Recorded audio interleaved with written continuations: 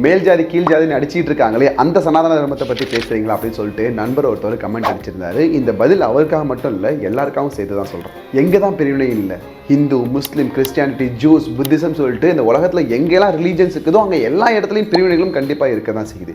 ஏன்னா இந்த மதங்களையும் பிரிவினைகளையும் உருவாக்குறது மனிதன் தான். மனிதனோட இந்த ஈகோயிசம் என்னோடது தான் பெருசு அப்படிங்கிறதுல தான் இது எல்லாமே உருவாக ஆரம்பிச்சது. ஆனால் அந்த கடவுள் நமக்கு ஒரு வாசகத்தை சொல்லும்போது, ஒரு வழியை காட்டும் போது, இவங்களுக்கு மட்டும்தான், இந்த நாட்டில் இருக்கிறவங்க மட்டும்தான் இந்த வழி, இந்த குரூப்பு மட்டும்தான் இந்த வழி அப்படின்னு சொல்லிட்டு யாருக்கும் பிரித்து காமிக்கல. நம்ம எல்லாருமே நம்ம லைஃப்பை சந்தோஷமாக நிம்மதியாக வாழணும் அப்படிங்கிறதுக்காக தான் ஒவ்வொரு வேர்சஸையும் ஒவ்வொரு ஸ்கிரிப்சரில் கொடுத்துட்டு போயிருக்காங்க.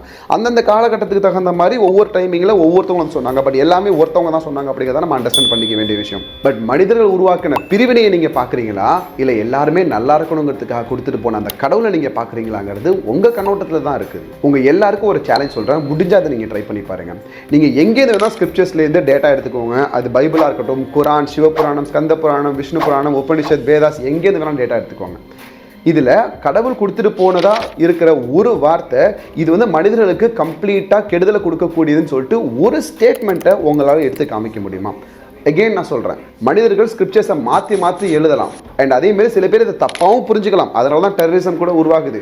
ஆனால் அது உண்மையாக இருந்தால் அது அந்த சமூகத்தை சேர்ந்த எல்லாருமே அதான் ஃபாலோ பண்ணியிருப்பாங்க. சில பேர் மட்டும் தவறான விஷயங்களை ஃபாலோ பண்ணுறாங்கிறதுக்காக சொல்லப்பட்ட ஸ்கிரிப்சர்ஸ் பொய்ன்னு ஆகிடாது, அது தப்பாகிடாது. மேபி அவங்களோட அண்டர்ஸ்டாண்டிங் தப்பாக இருக்கிறதுக்கான சான்ஸ் இருக்குது. பட் கடவுள் வந்து இவங்க மனிதர்கள் கெட்டு போகணும் அப்படிங்கிறதுக்காக தான் ஒன்று கொடுத்தாங்கன்னு சொல்லிட்டு உங்களால் ஒரு ஸ்கிரிப்சர் எடுத்து காமிக்க முடியுமா அப்படிங்கிறத கமெண்ட்டில் மென்ஷன் பண்ணுங்கள்.